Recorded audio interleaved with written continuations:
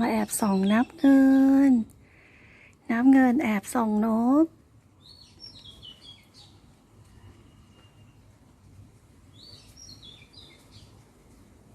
ได้ยินเสียงนกด้วยนะคะ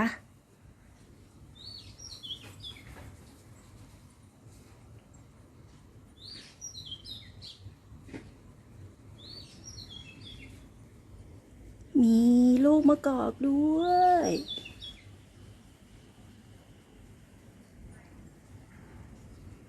ชมวิวกันไปเรื่อยๆนะคะ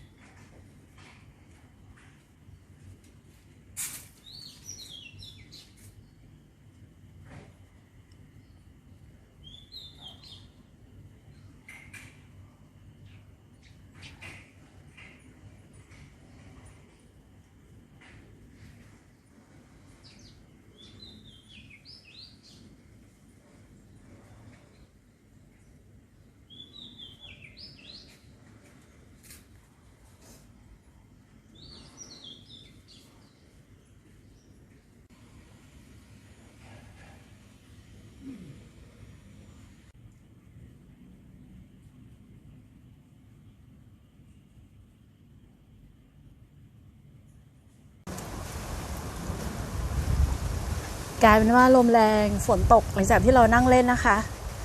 นี่คือต้นมะกอกของเราค่ะตอนนี้สภาพภูมิอากาศทั่วโลกกำลังแปรปรวนเตรียมตัวให้พร้อมรักษาสุขภาพร่างกายนะคะนี่ก็คือนับเงินมานั่งชมฝนตกกันค่ะ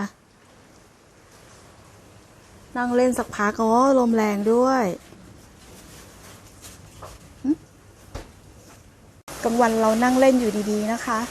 ก็ผ่านมาแค่2 ชั่วโมงเองที่เราถ่ายรูปช่วงแรกนะคะขอให้ทุกคนปลอดภัยนะคะใจเย็นๆตั้งสติแมวก็ไม่รู้เรื่องอะไรเลยเขาก็ยังเล่นกันอยู่ตอนนี้ฝนก็ได้หยุดตกแล้วนะคะเป็นเวลา3 ทุ่มแล้วก็ไข่มุกกับพี่ทองเอกนั่งอยู่ด้วยกันได้ดีจังเลยไข่มุกไม่กวนพี่ทองเอกด้วยขอบคุณเพื่อนๆนะคะที่เข้ามาติดตามชมค่ะแล้วเพื่อนใหม่ช่วยกดติดตามด้านล่างเพื่อเป็นกำลังใจให้เราด้วยนะคะขอบคุณค่ะ